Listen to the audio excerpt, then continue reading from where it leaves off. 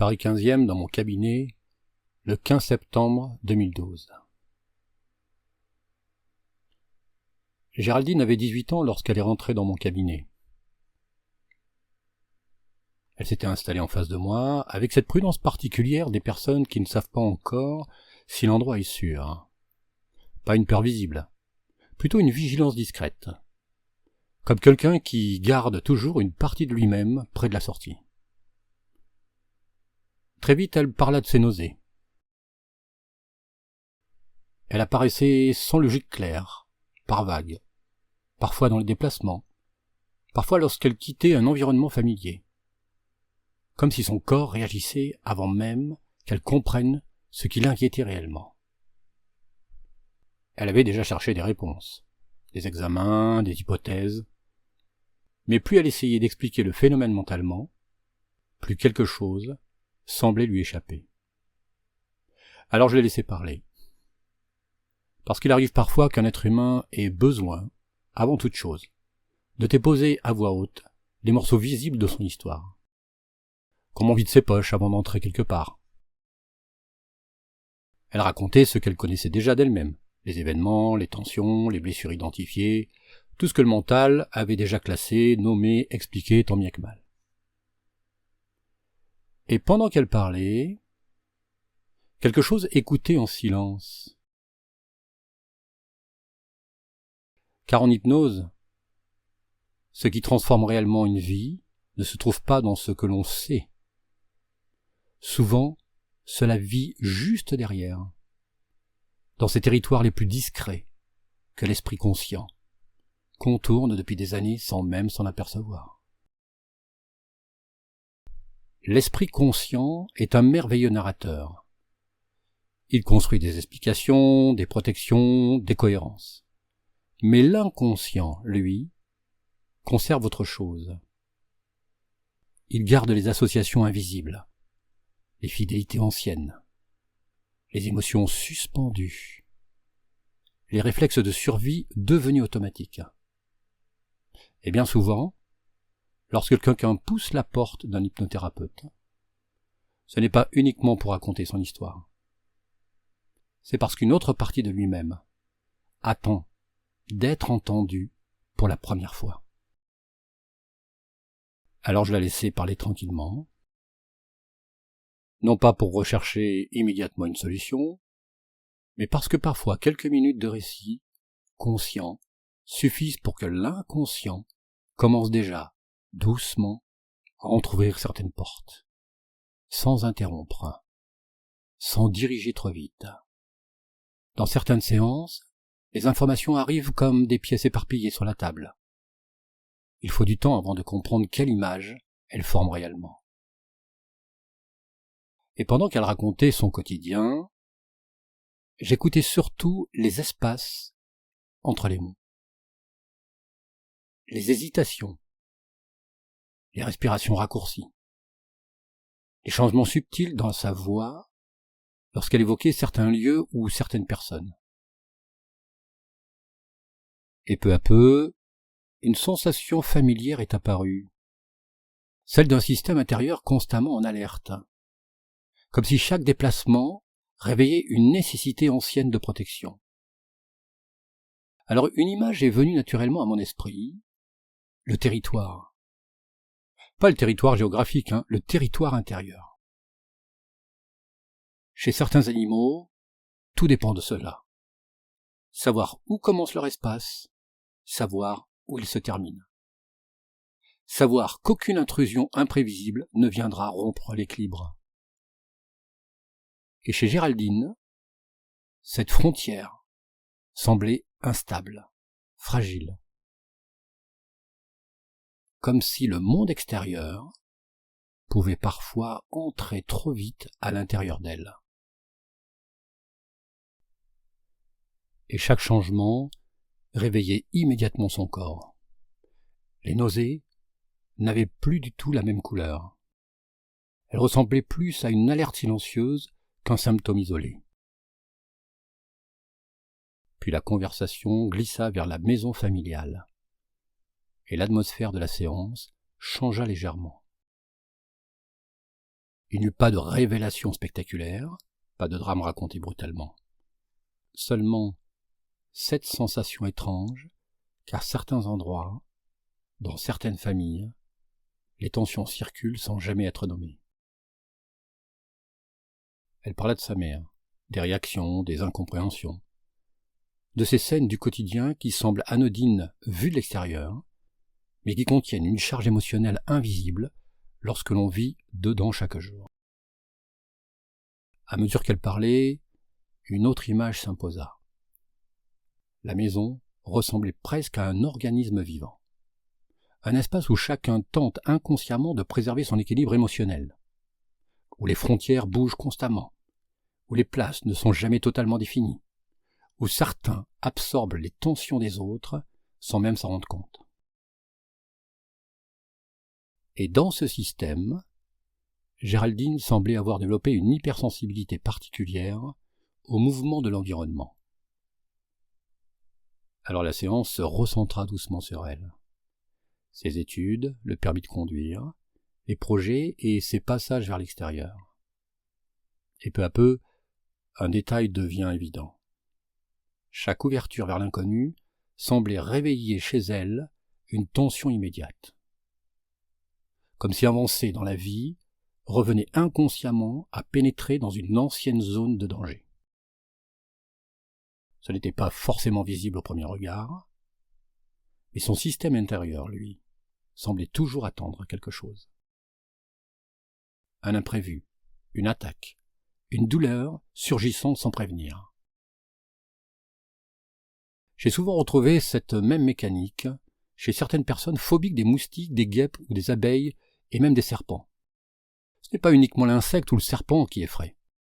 C'est surtout ce qu'il symbolise inconsciemment. La possibilité qu'un danger puisse apparaître à tout instant, sans l'avoir vu venir. Quelque chose d'imprévisible, d'invisible, qui traverse soudainement l'espace de sécurité. Alors le corps reste en alerte, les sens surveillent, l'esprit anticipe.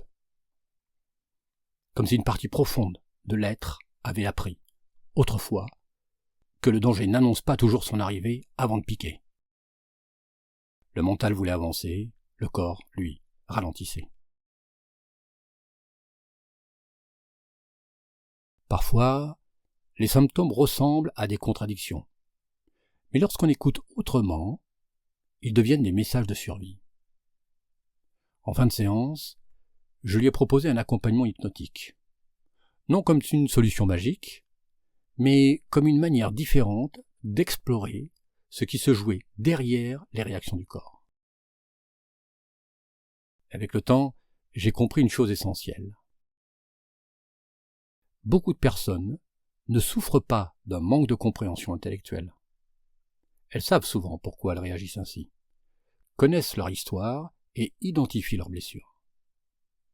Pourtant, leur système nerveux demeure en état d'alerte, prisonnier de mécanismes d'anticipation forgés au fil des expériences passées.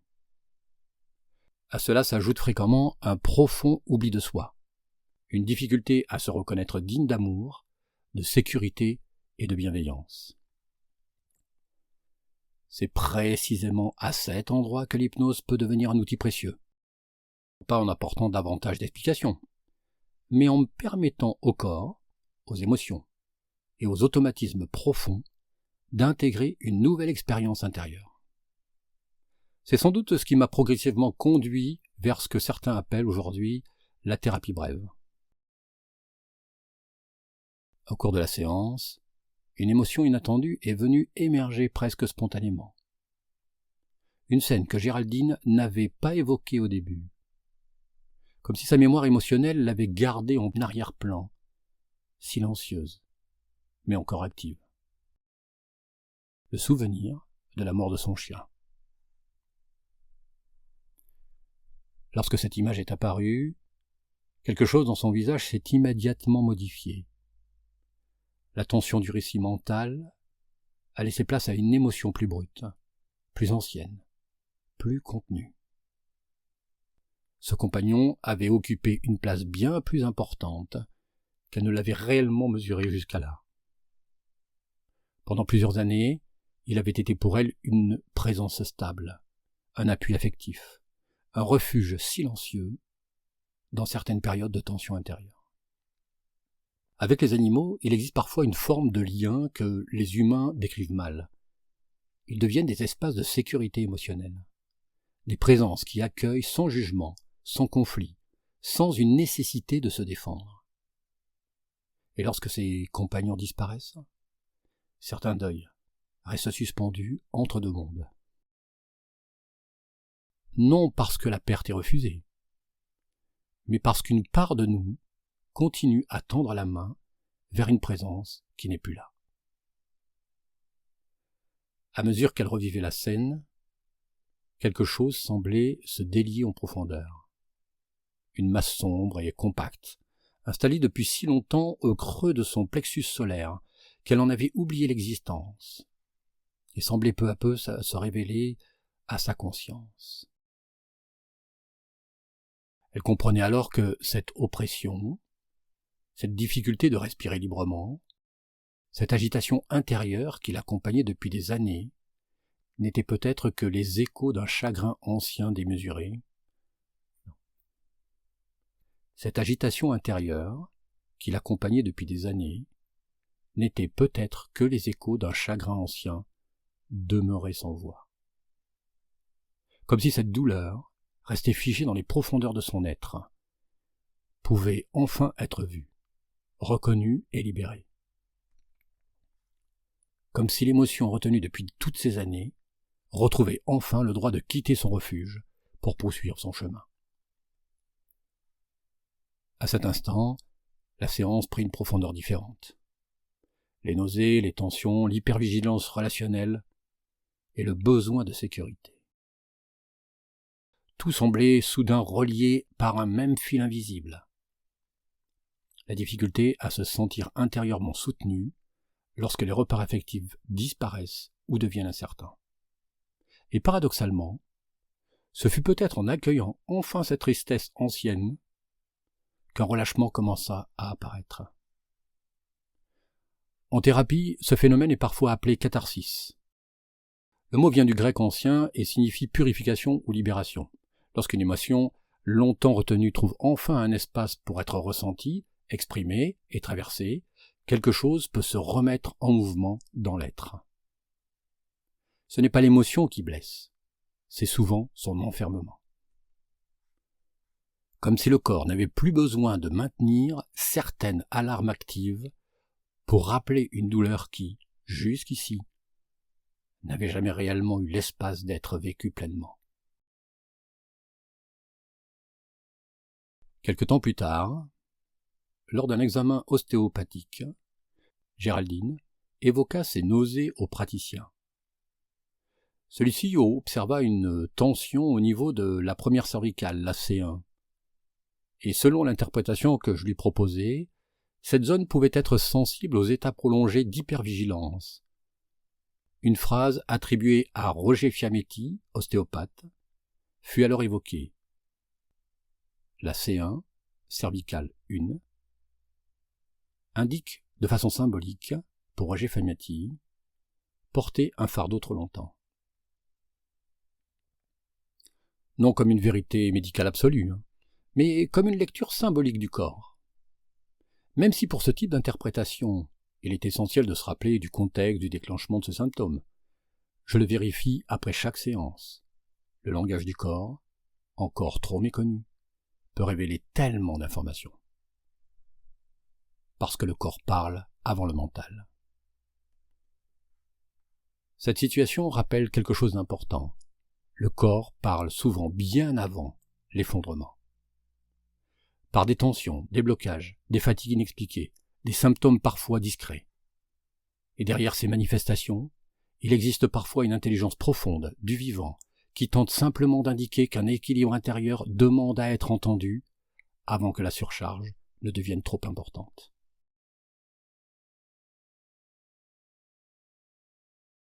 Le silence revenait doucement dans le cabinet. Celui qui suit les mots importants. Celui qui n'est pas vide, mais plein de ce qui vient d'être déplacé à l'intérieur. Géraldine était encore là, légèrement différente de celle qui était entrée. Pas transformée de façon spectaculaire, plutôt réorganisée de l'intérieur, comme si quelque chose avait cessé de forcer. Je la laissai repartir avec ce temps particulier où rien ne semble encore visible, mais où tout a déjà commencé à bouger. À la fin de la séance, je l'invitai à me recontacter une semaine plus tard, afin d'observer ce qui avait commencé à évoluer en elle. Puis la porte se ferma. Avec elle, la séance ne s'arrête pas vraiment là. Elle change simplement de forme. Car une séance d'hypnose ne se limite pas au temps passé dans le cabinet. Lorsque la personne ouvre les yeux, après la transe, une partie du travail est accomplie, mais une autre commence.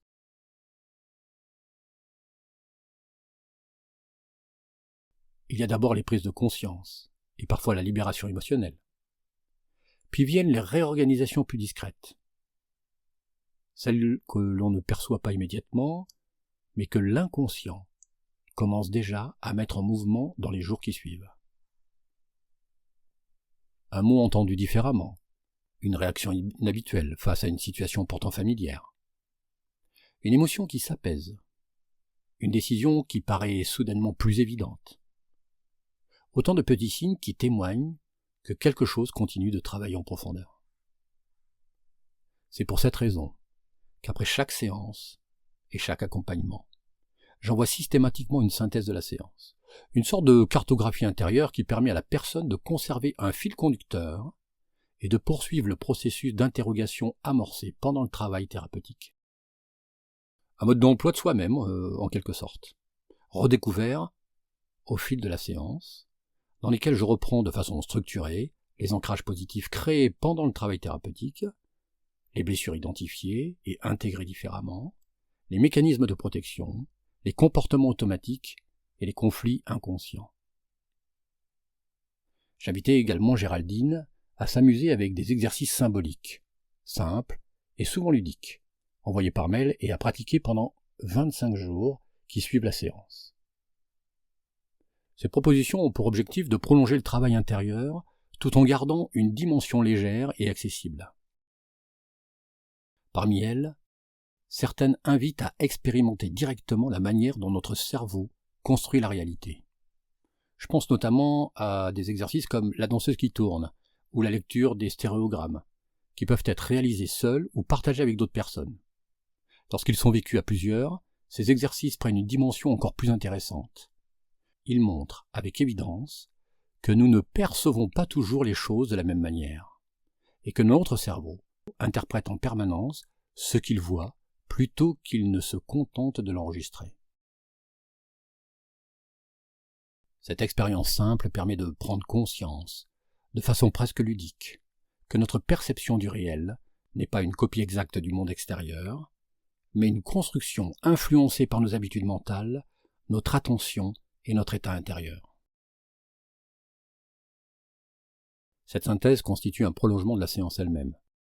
Elle permet à la personne de conserver un fil conducteur, de poursuivre ses prises de conscience et de renforcer les changements amorcés. Elle devient ainsi un ancrage supplémentaire du travail vécu, facilitant l'intégration et la consolidation des évolutions intérieures. Et cette durée intrigue souvent. Pourquoi 25 jours ? Cette durée s'inspire notamment de travaux réalisés sur la capacité extraordinaire du cerveau à s'adapter à de nouvelles perceptions. Dans plusieurs expériences devenues célèbres, notamment dès 1896, le psychologue George Stratton porta des dispositifs inversant la vision pendant plusieurs jours. Après une période de désorientation, son cerveau s'adapta progressivement à cette nouvelle perception. D'autres chercheurs ont porté pendant plusieurs jours, voire plusieurs semaines, des lunettes qui inversaient totalement leur vision. Ce qui était en haut apparaissait en bas et inversement. Au début, le cerveau était complètement désorienté. Les gestes devenaient maladroits, les repères habituels disparaissent, et les actions les plus simples demandaient un effort considérable. Puis progressivement, quelque chose d'extraordinaire se produisait. À force d'exposition, le cerveau apprenait à s'adapter. Il construisait de nouveaux repères, réorganisait ses perceptions et retrouvait peu à peu une forme de stabilité. Cette capacité d'adaptation illustre ce que les neurosciences appellent aujourd'hui la neuroplasticité, la faculté du cerveau à créer de nouvelles connexions et à modifier ses modes de fonctionnement en fonction des expériences vécues. Les 25 jours proposés après la séance ne constituent donc pas une règle absolue.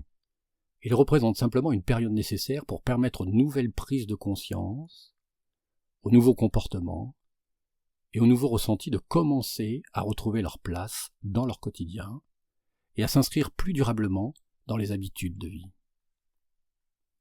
Durant cette période, le cerveau bénéficie de sa capacité naturelle de neuroplasticité.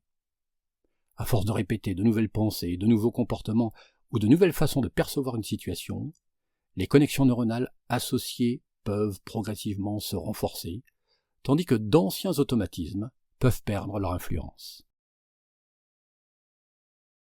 Ma compréhension du changement durable n'est pas le fruit d'un combat contre l'ancien. Lorsqu'une transcendance se produit, quelque chose de profond se transforme chez la personne. Une compréhension nouvelle émerge, une charge émotionnelle se dissout, un regard différent apparaît sur soi-même, sur les autres ou sur son histoire. Ce n'est pas seulement un soulagement émotionnel, c'est souvent le sentiment d'avoir dépassé une ancienne limitation intérieure et d'accéder à une perception plus vaste de soi-même. À cet instant particulier, lorsque cette transcendance est pleinement vécue, j'invite la personne à accueillir pleinement les sensations agréables. La paix, la confiance, la légèreté ou la liberté qui émergent naturellement.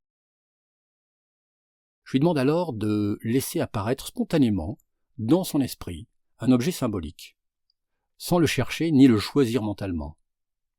Il peut s'agir d'un soleil, d'une plume, d'une fleur, une clé, ou tout autre symbole qui se présente naturellement à sa conscience. Je l'invite ensuite à imaginer qu'elle dépose cet objet dans sa main droite. Cet objet devient à la fois le témoin et le réceptacle symbolique de la transcendance vécue pendant la séance. Et j'associe à cet objet l'ensemble des émotions positives, des compréhensions, des ressources et des libérations qui viennent d'émerger. Ainsi, dans les jours, les semaines, voire les mois qui suivent, il lui suffit de porter son attention sur cet objet imaginaire, comme s'il reposait encore dans sa main droite, pour se reconnecter naturellement et inconsciemment à l'état intérieur vécu lors de cette transformation. Ce simple geste mental agit comme un rappel. Il réoriente l'attention vers les nouvelles ressources découvertes, plutôt que vers les anciens schémas limitants. D'un point de vue symbolique, cet objet devient un pont entre l'expérience vécue en séance et la vie quotidienne, comme un raccourci vers une nouvelle version de soi-même. Il permet de raviver les ressentis positifs associés à la transcendance. D'un point de vue neurologique, il contribue également à renforcer les nouvelles associations mentales et émotionnelles que le cerveau est en train de consolider grâce à sa remarquable capacité de neuroplasticité. Chaque fois que cet ancrage est réactivé, la personne nourrit les nouveaux chemins neuronaux issus de sa transformation. Peu à peu, ce qui n'était qu'au départ une simple prise de conscience devient une nouvelle manière de se ressentir, de penser et d'agir dans sa vie.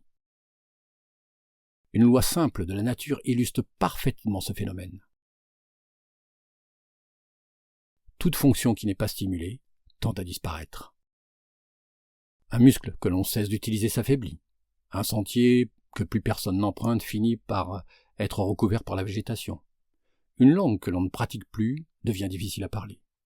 Notre cerveau obéit au même principe. Lorsque nous cessons d'alimenter certaines pensées, certains souvenirs ou certains schémas automatiques, les réseaux neuronaux qui leur sont associés peuvent progressivement perdre de leur force. À l'inverse, chaque fois que nous portons notre attention sur une nouvelle compréhension, une nouvelle perception, une nouvelle façon d'interpréter notre expérience, nous renforçons les connexions qui leur correspondent. Cependant, lors d'une véritable transcendance, il se produit quelque chose de plus profond qu'un simple changement de pensée. La personne n'essaie pas de remplacer une croyance par une autre. Elle accède à une compréhension qui rend l'ancien système de pensée inutile. C'est un peu comme lorsqu'un enfant a découvert que le Père Noël n'existe pas. Il n'a pas besoin de lutter contre l'ancienne croyance, ni de se répéter qu'elle est fausse. La nouvelle compréhension s'impose naturellement, et l'ancien perd spontanément sa raison d'être. Elle cesse simplement d'organiser sa réalité. Il en va souvent de même lors d'une libération profonde. Lorsque la personne comprend réellement pourquoi elle s'est sentie rejetée, abandonnée, coupable ou insuffisante, l'émotion et les croyances qui soutenaient cette souffrance peuvent perdre leur cohérence interne. L'ancien schéma n'est plus combattu, il devient simplement obsolète. Après une séance, il ne s'agit donc pas seulement de comprendre intellectuellement ce qui a été révélé, il s'agit aussi de permettre à cette nouvelle compréhension de prendre sa place dans le quotidien. Chaque fois que la personne se reconnecte à cette perception plus vaste, elle renforce les réseaux neuronaux qui la soutiennent, tandis que les anciens automatismes, devenus inutiles, peuvent progressivement s'estomper. Peu à peu, les nouveaux chemins neuronaux deviennent plus familiers, plus naturels. Ce qui demandait autrefois un effort conscient se transforme alors en une nouvelle manière d'être au monde, de ressentir, de penser et d'agir. Le changement durable ne naît pas nécessairement d'un combat contre l'ancien. Il apparaît souvent lorsque l'ancien cesse simplement d'avoir du sens face à une compréhension plus profonde de soi-même et de son histoire. Donc les 25 jours ne garantissent pas la création de nouveaux circuits neuronaux, mais ils offrent un temps favorable pour que de nouvelles voies de fonctionnement commencent à s'établir et à devenir plus naturellement au fil des expériences vécues. Et je crois profondément qu'il en va de même dans nos mécanismes émotionnels. Même si souvent des résultats sont remarqués le lendemain d'une séance, car le cerveau intègre une séance d'hypnose pendant le sommeil, lorsqu'une personne répète de nouvelles expériences intérieures, de nouveaux ressentis, de nouveaux gestes symboliques, le cerveau commence peu à peu à créer d'autres associations plus positives pour la personne. Tout ceci dans un objectif précis, que les effets bénéfiques de la séance soient durables. Comme si l'inconscient, lui aussi, apprenait progressivement à regarder la vie autrement. Car ce qui venait d'être amorcé dans cet espace allait continuer ailleurs, dans les heures qui suivent, dans les nuits, dans les rêves, dans les ajustements silencieux du système nerveux. C'est à cet endroit précis que commence la partie la plus discrète de mon travail. Une continuité invisible, mais structurée, que je considère comme essentielle dans ma pratique. Une organisation de suivi et d'intégration pensée comme le prolongement naturel de la séance elle-même. Car une transformation durable ne se joue pas uniquement pendant les quelques heures passées en cabinet, elle se construit également dans les jours et les semaines qui suivent. Lorsque le cerveau commence à intégrer les nouvelles compréhensions, les nouveaux ressentis et les nouveaux comportements expérimentés pendant la séance. Cette phase d'intégration vise notamment à favoriser les mécanismes d'apprentissage et de mémorisation associés à l'hippocampe, une région cérébrale essentielle, dans la consolidation des expériences vécues. En répétant certaines prises de conscience, en observant les changements qui apparaissent dans le quotidien et en renforçant les nouvelles perceptions de soi, le cerveau crée progressivement de nouvelles connexions neuronales. C'est pourquoi j'accorde une importance particulière à l'accompagnement post-séance. Les échanges, les exercices d'observation, les réflexions posées ou les retours d'expérience permettent à la personne de poursuivre son évolution bien au-delà de la rencontre thérapeutique elle-même. Cette démarche s'inscrit dans une approche que j'ai progressivement développée au fil des années. Une approche relativement singulière, car la plupart des enseignements classiques en hypnose se concentrent principalement sur le déroulement de la séance, alors que l'intégration qui suit constitue souvent une part essentielle du processus du changement. J'aime particulièrement l'idée de conclure une séance par une phrase du type « Car une graine ne pousse pas au moment où elle est plantée, elle pousse dans les jours qui suivent, lorsque les conditions deviennent favorables à son développement. Il en va souvent de même pour les changements intérieurs. » J'ai longtemps observé que certaines personnes avaient besoin de temps avant de pouvoir réellement accéder à leurs mouvements inconscients. Le temps de déposer, le temps de ralentir, le temps aussi de sentir qu'elles peuvent être entendues sans avoir à se défendre. Et c'est pour cette raison que ma méthode de libération émotionnelle, que j'aime appeler cathartique, se déroule en 3 phases. Une phase d'anamnèse, une phase de recadrage du besoin, une phase de libération émotionnelle cathartique. Le mot catharsis m'a toujours accompagné comme une clé de lecture, une approche que j'ai progressivement élaborée à partir de mon expérience de mort imminente, vécue dans l'enfance, mais également au fil de nombreuses années d'accompagnement thérapeutique. Une expérience de mort imminente désigne une expérience vécue à la frontière de la mort. Sur le plan médical, elle est généralement associée à un état critique dans lequel les fonctions vitales sont fortement altérées, pouvant aller jusqu'à l'arrêt cardiaque, à une diminution importante de l'irrigation du cerveau. Certains chercheurs avancent l'hypothèse que les phénomènes apportés lors de cette expérience pourraient être liés à des mécanismes neurologiques ou à la libération de substances chimiques dans le cerveau au moment du traumatisme. Pourtant, depuis plusieurs décennies, des milliers de personnes ayant traversé de telles situations rapportent des témoignages étonnamment similaires. Beaucoup décrivent avoir observé avec précision des événements survenus autour d'elles pendant leur réanimation, parfois même durant des périodes de coma prolongé. D'autres relatent des expériences profondément spirituelles, une sensation d'unité et de paix, la rencontre des proches décédés, une connexion intense à ce qu'elles perçoivent, comme leur âme, ou une réalité plus vaste. Certains témoignent également de transformations majeures de leur existence et, dans quelques cas rapportés, dans la littérature, d'améliorations inexpliquées de leur état de santé. Lors de cette expérience, j'avais ressenti une forme de clarté émotionnelle absolument singulière, accompagnée d'un amour inconditionnel, difficile à décrire avec des mots.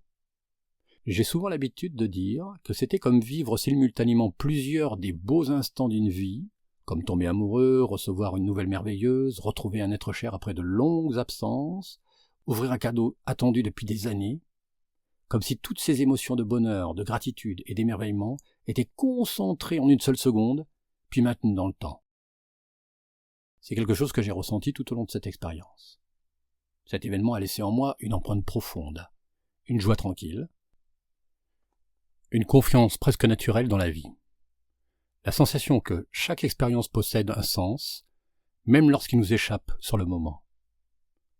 Et surtout, la certitude intime de n'être jamais véritablement seul. Je n'en ai pas retiré une croyance, mais une expérience vécue. Si une personne pose sa main sur une plaque brûlante, personne ne pourra la convaincre ensuite que la brûlure n'a existé que dans son imagination. L'expérience est inscrite dans son système nerveux, dans sa mémoire et dans son corps. Pour moi, il en est de même de cette expérience. Elle ne s'est pas transformée en croyance, elle est demeurée une réalité intérieure profondément ancrée dans ma mémoire, dans mes sensations, dans mon être tout entier. Comme si certaines peurs s'étaient soudainement dissoutes pour laisser place à une compréhension plus vaste, plus paisible et plus essentielle de l'existence. Peu à peu, j'ai compris que l'inconscient possède son propre langage. Il ne pense pas seulement en mots, il pense en images, en sensations, en symboles, en histoire. De cette compréhension est née une façon particulière d'accompagner les personnes, un métamodèle thérapeutique dans lequel certaines scènes deviennent de véritables dialogues avec l'inconscient que je pratique en plus des techniques fondamentales de l'hypnose. Le sac, la maison, l'arbre, la rencontre avec l'enfant intérieur, la reconnexion à l'âme ou à une autre part plus profonde de soi selon les croyances de chacun. Les échanges de cadeaux symboliques, les rituels de deuil, les futurisations, les ancrages positifs. Autant de passages thérapeutiques permettant à l'inconscient de décoder une émotion restée bloquée ou insuffisamment intégrée, de retrouver le contexte dans lequel il a été vécu, de retrouver le contexte émotionnel dans lequel il a été vécu, de lui redonner du sens, ainsi que de permettre à l'émotion de circuler autrement. Car l'inconscient comprend souvent beaucoup mieux le langage symbolique que les raisonnements purement intellectuels. C'est d'ailleurs cette approche que j'enseigne aujourd'hui par le biais du campus international d'hypnose de régression à des praticiens déjà formés à l'hypnose.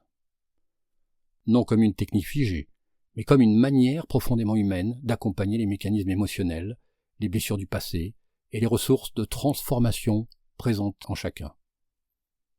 Avec l'expérience, cette approche permet très souvent d'obtenir des changements significatifs dès la première séance chez une grande majorité de personnes. Concernant la technique cathartique, Aristote employait cette expression pour décrire l'effet singulier produit par une tragédie grecque sur le spectateur. Au théâtre, quelque chose se jouait bien au-delà d'un simple récit. Les émotions mises en scène, incarnées, traversées par les comédiens, semblaient toucher le public dans une zone plus profonde que le mental. Comme si l'expérience symbolique ouvrait un espace intérieur où ce qui était figé pouvait enfin se remettre à circuler. Aristote observait cela avec une attention particulière. Il remarquait que plus une émotion était pleinement jouée, intensifiée, incarnée dans la représentation, plus elle semblait se transformer chez celui qui la recevait. Non pas en la renforçant, mais en se déchargeant. Comme si le fait de revivre, même par représentation, une intensité émotionnelle pouvait permettre paradoxalement de la traverser jusqu'à l'apaiser. De là est née une intuition fondatrice pour une grande partie des approches psychologiques modernes, celle de la répétition du récit, encore et encore, séance après séance, jusqu'à ce que quelque chose finisse par se désamorcer de l'intérieur. Mais cette logique pose aussi une simple question. Combien de fois faut-il révisiter une souffrance pour qu'elle se transforme réellement ? Car si la parole a un pouvoir de mise en conscience, elle peut aussi parfois entretenir ce qu'elle a tenté de libérer. L'hypnose s'inscrit dans une autre temporalité. Elle ne cherche pas à contourner le conscient par opposition, mais à l'assouplir par saturation douce, déplacement symbolique et accès direct au circuit émotionnel. Ce qui change alors, c'est la vitesse de transformation. Là où certains processus nécessitent de multiples répétitions pour que le système psychique accepte de bouger, une séance peut parfois suffire à créer une bascule intérieure significative. Non pas parce que le travail serait plus rapide en surface, mais parce qu'il se déroule ailleurs, en dehors de la résistance du mental, là où les images, les sensations et les symboles parlent un langage que l'esprit critique n'interrompt pas immédiatement. Et c'est souvent à cet endroit silencieux que quelque chose, enfin, commence à se libérer autrement. Et au fond, l'hypnose agit souvent de cette manière. La première phase d'une séance correspond à l'anamnèse. Elle dure généralement entre 5 et 20 minutes. Lorsqu'une personne arrive avec un objectif clairement identifié, ou qu'elle vient sur recommandation et accorde déjà sa confiance au praticien, cette étape peut être relativement rapide. C'est encore davantage le cas lors d'une seconde séance, lorsque la relation thérapeutique est déjà établie. Il peut cependant arriver que cette phase s'étende jusqu'à 2 heures. C'est parfois le cas lorsque la personne a vécu des expériences émotionnelles très intenses ou des blessures répétées qui l'ont amené à développer un fort besoin de contrôle comme mécanisme de protection. Dans ces situations, l'hypnose conversationnelle devient souvent l'outil le plus adapté pour instaurer un climat de sécurité suffisant et permettre l'accès à la seconde phase de la séance. Cela se produit généralement lorsque la personne n'a jamais eu l'occasion de parler d'elle en profondeur, ou lorsque la blessure est si importante qu'elle nécessite un temps d'accueil et d'écoute plus conséquent afin d'instaurer une véritable relation de confiance. Il est parfois nécessaire de construire progressivement ce lien, en particulier lorsqu'il s'agit d'une première rencontre avec un praticien encore inconnu. Même lorsque la personne a déjà raconté son histoire à plusieurs reprises, l'hypnose conversationnelle, souvent utilisée lors de cette phase, permet d'aborder les événements sous un angle différent. Par la qualité des questions, le choix des mots, au décodage, à l'utilisation de métaphores, à l'intention portée au ressenti, elle invite progressivement la personne à quitter l'analyse mentale pour se reconnecter à son vécu intérieur. Inspiré notamment des travaux de Milton Erickson et de certains outils de la programmation neurolinguistique, cette forme de dialogue utilise un langage qui parle autant à l'inconscient qu'au conscient. Les mots deviennent alors des passerelles vers les émotions, les souvenirs et les ressources intérieures parfois oubliées. Sans imposer de changement, il ouvre simplement de nouvelles perspectives et permet à la personne d'accéder à des compréhensions plus profondes d'elle-même concernant son ressenti. Car le ressenti constitue une vérité intérieure, même lorsqu'il ne correspond pas exactement à la réalité objective des faits. Il représente la manière dont l'expérience a été vécue et enregistrée par la personne. C'est cette réalité subjective qui influence ensuite les comportements, les réactions émotionnelles et les choix de vie.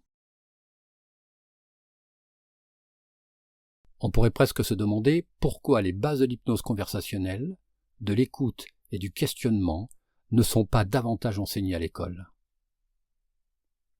Car apprendre à mieux comprendre le fonctionnement de son cerveau et de ses émotions permet souvent de se comprendre soi-même différemment, d'améliorer ses apprentissages et de transformer certains comportements devenus limitants. Prenons un exemple simple. Si je demande à une personne « Pourquoi manques-tu de confiance en toi ?» Son cerveau va naturellement chercher ses preuves de ce manque de confiance. Il risque alors de revisiter ses échecs, ses erreurs ou les critiques qu'elle a reçues. Mais si je lui demande « Peux-tu te souvenir d'un moment où tu t'es senti capable, même un peu plus que d'habitude ?» Son cerveau va chercher une expérience différente. Il va retrouver un souvenir, une émotion, une ressource qui existait déjà, mais auquel la personne ne prêtait plus attention. La question a changé. Et pourtant, c'est tout le voyage intérieur qui se transforme. Cet exemple est particulièrement puissant car il montre concrètement qu'une simple question peut orienter le cerveau vers un problème ou vers une ressource. C'est l'une des forces du langage. Les mots orientent notre attention, et notre attention influence souvent ce que nous ressentons, ce que nous croyons possible, et les choix que nous faisons ensuite. L'hypnose conversationnelle utilise précisément cette capacité naturelle du cerveau à suivre certaines directions de pensée pour aider la personne à découvrir de nouvelles compréhensions et parfois de nouvelles solutions.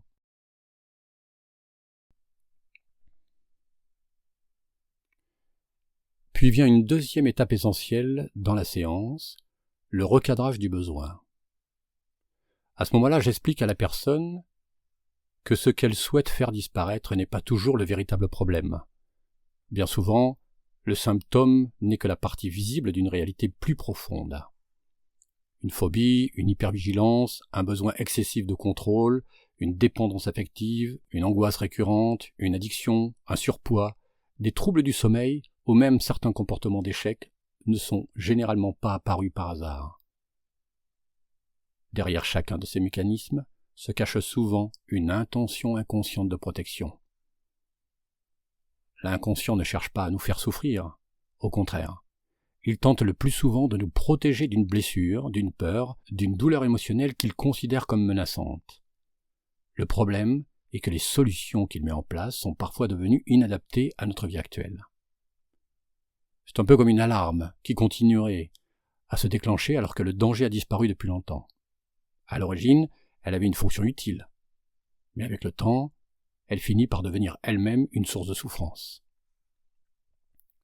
Le travail thérapeutique consiste alors moins à combattre le symptôme qu'à comprendre ce qu'il cherche à protéger, afin d'offrir à l'inconscient de nouvelles façons, plus adaptées et plus apaisées, de répondre aux besoins profonds qui se cachent derrière lui.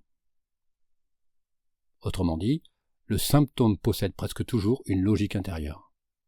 Derrière lui, on retrouve fréquemment une blessure non comprise, une émotion figée, un besoin inconscient, une ancienne stratégie de survie devenue inutile aujourd'hui. Et lorsque la personne commence à comprendre cela, quelque chose se détend en elle déjà. Car elle cesse progressivement de se voir comme défectueuse. Enfin arrive la troisième phase, la séance de libération émotionnelle cathartique. Et c'est souvent à cet instant que la séance commence réellement. Lorsque l'esprit cesse d'expliquer et que l'expérience peut enfin être vécue dans toute sa dimension libératrice. À la fin de ce travail, je mets également en place un ou plusieurs ancrages positifs associés à des objets choisis par la personne, Cet objet devient alors un rappel symbolique de l'expérience vécue durant la séance. Chaque fois que son attention se porte sur lui, les ressources des prises de conscience et les émotions positives mobilisées pendant le travail thérapeutique peuvent être réactivées plus facilement.